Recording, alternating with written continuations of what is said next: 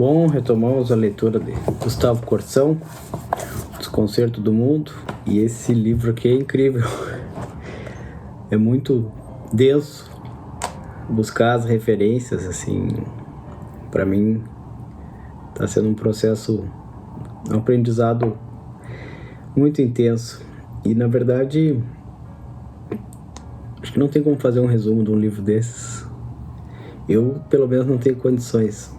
É uma leitura em que cada tópico remete a muita coisa que não vem automaticamente. Tem que pesquisar um pouco e na verdade é muito bacana, assim. O tópico a que eu cheguei agora é: dize-me por que causa o mundo chora.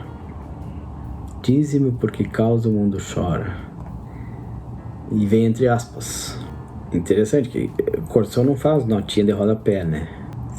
Se a gente vai lendo assim, passa batido. Se tu não tem a referência e nem essa intenção assim de ficar buscando as coisas que não estão explícitas, né? Vai passar batido por muita coisa. E dize-me por que causa o mundo chora, que é o nome do tópico, é uma citação de uma elegia de Camões. Elegia de Sexta-feira de Endoenças. Endoenças. Eu não sabia o que eram endoenças. E descobri que é a Sexta-feira Santa. A elegia de Sexta-feira de Endoenças, a elegia de Sexta-feira Santa, é um poema desse tipo chamado elegia, que é caracterizado pelo tema. Então, um poema originado na Grécia, um tipo de poema que é marcado pelo tema da morte ou da tristeza. Isso é uma elegia. Então, tratamos da morte de Cristo nessa elegia. Camões trata, né? Será essa a causa? Né? Por que o mundo chora? Dize-me por que causa o mundo chora. A primeira coisa que eu tive que fazer foi encontrar essa elegia e o contexto dessa citação, antes de entrar no próprio tópico, né? Mas antes ainda, uns comentários mais básicos. Nessa pesquisa aí, eu lembrei do começo, das primeiras menções de Corsão à lírica de Camões, né? Em que eu fiquei na dúvida. Eu entendi primeiro que era uma obra, que era o título de um livro, na minha ignorância. E depois eu entendi que não era. Mas, na verdade, é. Eu acho que a menção de Corsão à lírica, que ele escreve sempre com L maiúsculo, não era o título de um livro chamado Lírica, né, de Camões. Mas depois foi editado um livro com esse nome. E provavelmente essa edição foi influenciada por Corsão. Então, isso que eu achei curioso, porque a lírica é uma divisão da obra de Camões. Então, eu entendi assim agora, que Camões escreve sonetos, canções, redondilhas, elegias, oitavas. Aliás, a citação que abre o livro, né, é uma oitava. Aquela, lembram? Quem pode ser no mundo tão quieto, ou quem terá tão livre o pensamento? Quem tão experimentado e tão discreto, tão fora, enfim, do humano entendimento, que, ou com público efeito ou com secreto, lhe não revolva e espante o sentimento, deixando o juízo quase incerto, ver e notar do mundo o desconcerto. Esse é o tema do livro, né? É uma oitava. Então Camões escreve esses diferentes tipos de poemas. Alguns são marcados pela forma, a elegia é marcada pelo seu tema, né? Da morte, da tristeza. Tristeza pela morte de Cristo. A elegia da Sexta-feira de Doenças, nesse caso, desse tópico, dessa citação. Mas, dentro da obra de Camões, basicamente eu acho que há 3 divisões. Ele escreve peças de teatro, o seu grande poema épico, Os Lusíadas, e o resto, que não é teatro e nem poema épico, eu acho que pode ser considerado a sua lírica, com L maiúsculo. Então, a primeira edição da poesia lírica de Camões foi póstuma. Então, Os Lusíadas ele escreveu ainda em vida. E a primeira edição da poesia lírica de Camões veio com o título de Rimas, pelas mãos de Fernão Rodrigues Lobo Soropita. Então, toda a poesia de Camões, que não é teatro e nem Os Lusíadas, é a lírica. E é também o título de um livro, editado em 2020. Um editor chamado Felipe Denardi, eu acredito que inspirado por Corsão, porque ele coloca aqui na Amazon, na descrição do livro chamado Lírica, de Camões, um trecho justamente desse tópico. Dize-me por que causa o mundo chora. E é o primeiro parágrafo. O primeiro e o segundo parágrafo condensados, que são trechos que eu marquei aqui também, e que descrevem o livro Lírica de Camões. Na Amazon tá para vender aqui, acho que eu vou comprar. É assim: em muitas coisas os poetas vêm mais fundo do que os reformadores, os psicólogos e os construtores de sistemas. E esta, a causa por que o mundo chora, é uma delas. Então os poetas enxergam isso melhor do que aqueles que buscam remédio, né? Que nós vimos nos tópicos anteriores. Então os poetas, verdadeiramente poetas, guardam o passo leve, o gesto fino, o discernimento delicado, e assim evitam aqueles deslizes e quedas feias e tristes descritas nas páginas anteriores. A poesia pode-se dizer que é um tato espiritual para as coisas transcendentes, vista às vezes nas coisas mais triviais, que todo mundo vê, vendo-lhe somente a trivialidade. É uma definição de poesia que Camões, que Corsão nos dá aqui, né? Passo leve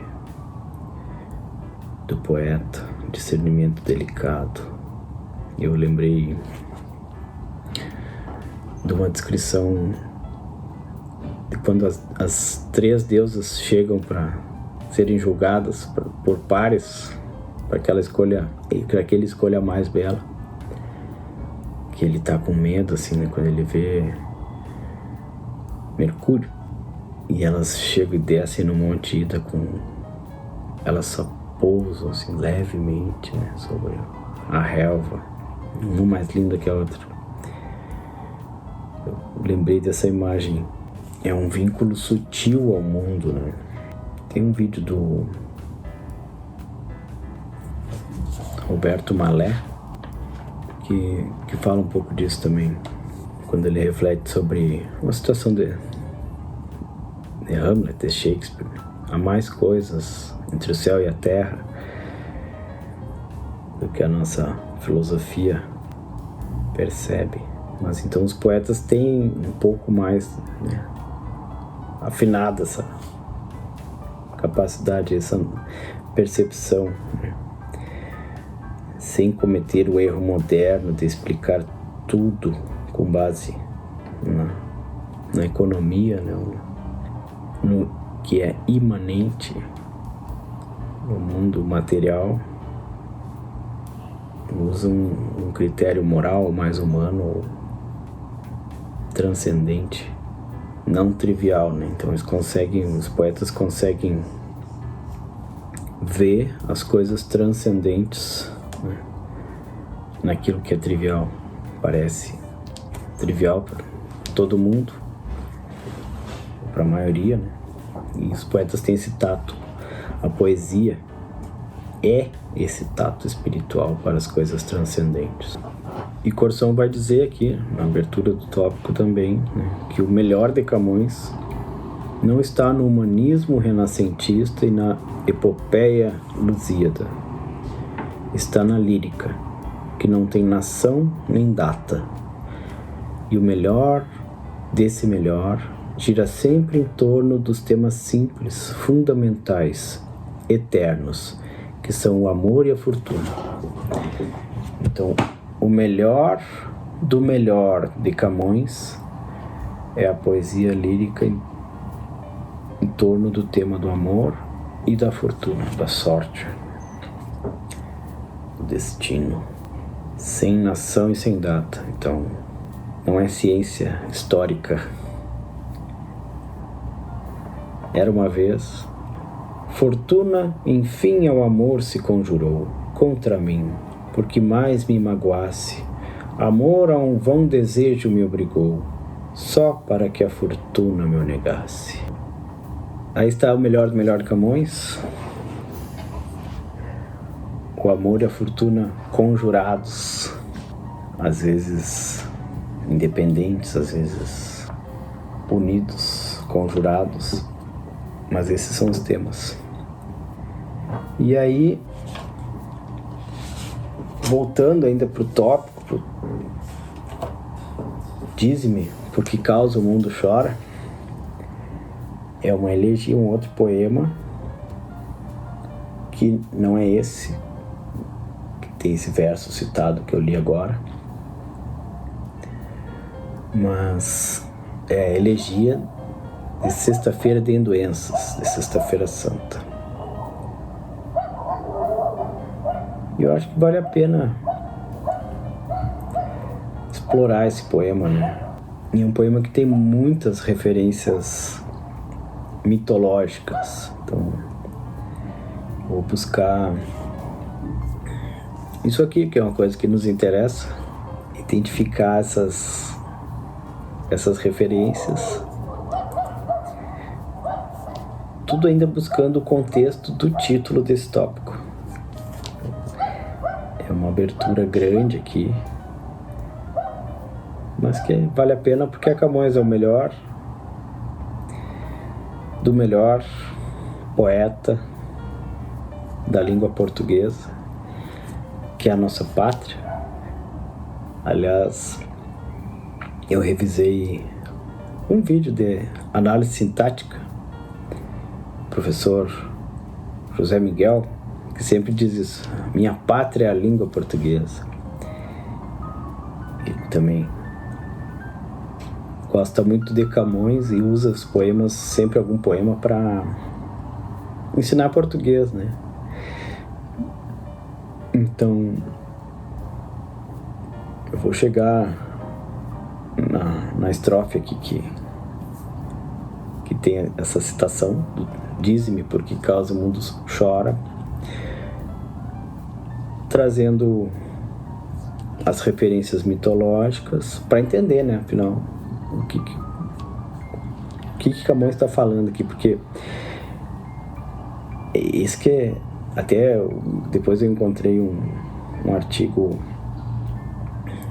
de um pensador português analisando a elegia 10ª que ele menciona, que é essa elegia, tem também a chamada elegia 10ª, e ele analisa então o contexto da própria escritura, da composição dessa poesia por Camões, né? E então essa análise da elegia, da Sexta-feira de Doenças, das referências de Camões para escrever esse poema na mitologia Até fiquei na dúvida se eu deveria ampliar tanto a reflexão, mas acho que as conexões vão ficando claras, assim, acho que acabam vindo, né? Quando a gente está interessado em tema, assim, é bom se deixar levar um pouco e vamos conseguir retornar pro tópico ainda. Mas são alguns sinais que parecem que mostram que a gente está num caminho de encontrar alguma coisa, uma verdade, né? Um bom caminho. E eu acho que Corsão, especialmente esse livro do Desconcerto do Mundo, ele nos conduz àquilo que Mortimer Adler chama de a grande conversação, né? Então, Corsão participa dessa conversa. Então ele consegue conversar com Camões, né? Com Machado de Assis. Ele faz um resgate do Eclesiastes. Então vai muito longe e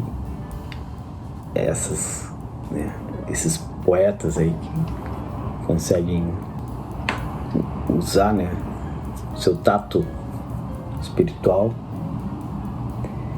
para as coisas transcendentes, produzir poesia. E a grande conversação e a capacidade que Corsão tem de participar dessa conversa, contribuir para ela, e sendo brasileiro, né, católico, eu acho que esse livro aqui do Desconcerto do Mundo, ele é uma forma de uma porta de entrada para essa conversação. Que quem diz isso é Antônio Anguê, um vídeo que eu adicionei à playlist das biografias de Corsão. Uma entrevista muito bacana, assim, eu não conhecia ele, mas ele conta um pouco da história dele, da relação dele com a obra de Corsão, né? Elogia muito as crônicas, dá vontade de resgatar essas crônicas para ler também. Eu tenho lido agora um dos romances que acho que é o mais elogiado do Corsão, Lições de Abismo, mas fiquei com vontade de ler as crônicas também. E a grande conversação é o título do primeiro volume de uma coleção da Enciclopédia Britânica de Great Books of the Western World.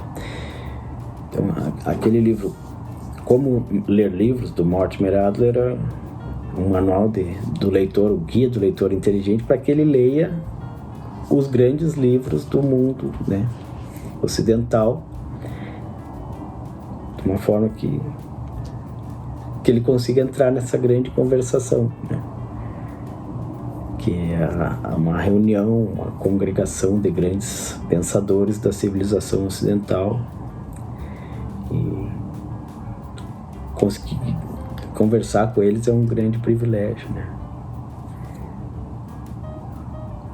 E é o que nos diferencia, né,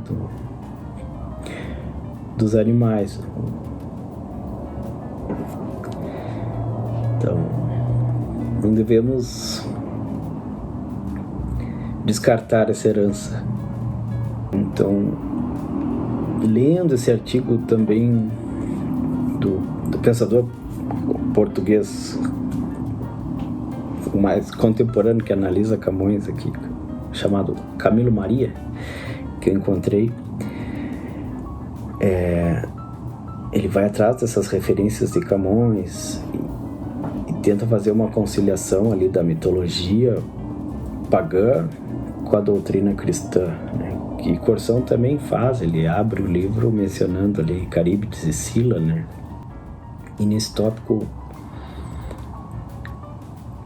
Corsão vai falar de Jeremias, do profeta Jeremias, nesse tópico, no tópico seguinte.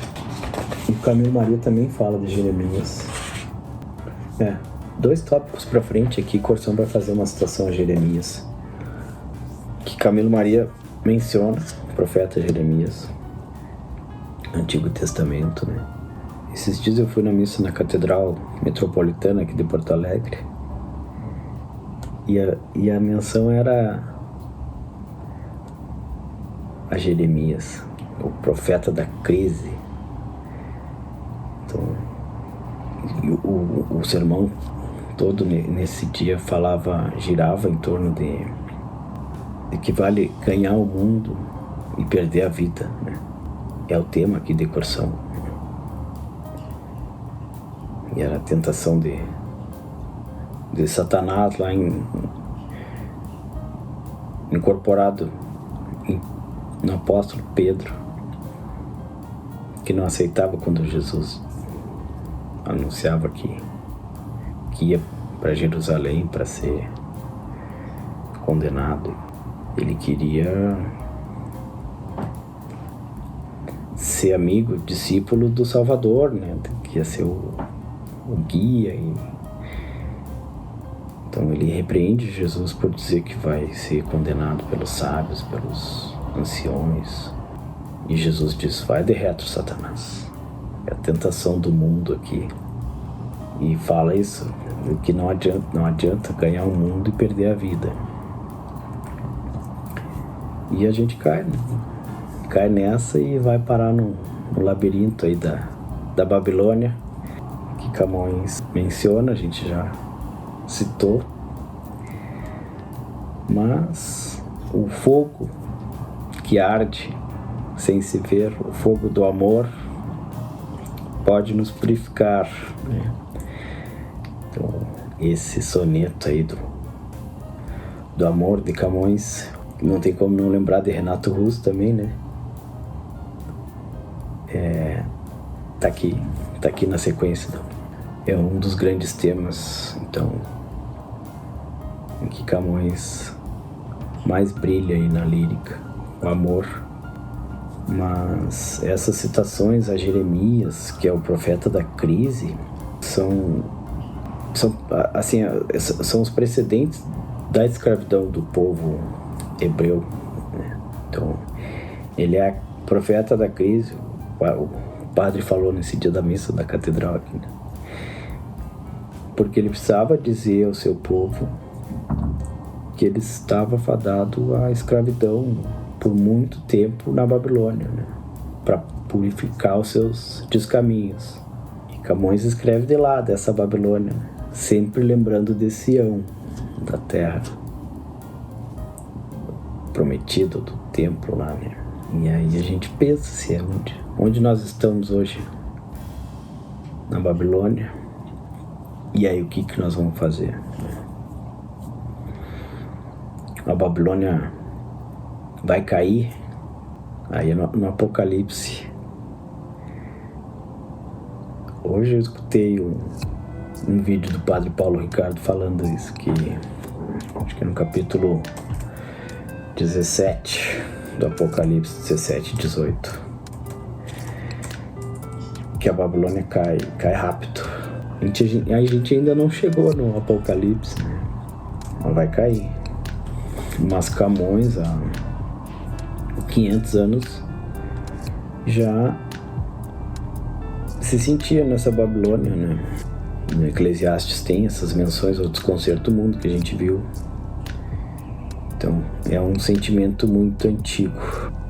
Tem a citação aqui a Jeremias. Tem uma menção aqui do que Jeremias profetizou. Ele prega durante o reinado de Zedequias e profetiza que a Babilônia conquistará Jerusalém e que os que sobreviverem e forem levados para a Babilônia viverão em cativeiro por 70 anos. E também profetiza que nos últimos dias o Messias voltará, reinará e coligará seu povo. Então, ele anuncia a vinda de Jesus, né? Então vamos ver a elegia da Sexta-feira das Endoenças agora. Bom, no próximo vídeo vamos ver aí a elegia da Sexta-feira das Endoenças e fazer o resgate pelo menos uma boa parte das referências mitológicas ali para entender o contexto do título do tópico, né? Então, esse vídeo foi, assim, uma alusão a tudo que esse tópico trouxe de reflexões aí, de pesquisas, né? E agora vamos começar por entender melhor qual é o contexto desse título do tópico dentro, né, da poesia de Camões. E vou tentar fazer alguma separação ali, né, das orações, do texto em orações, ver as relações sintáticas dessa elegia, pelo menos de algumas estrofes. Acho que vai ser interessante, para ver se a gente entende bem. Valeu!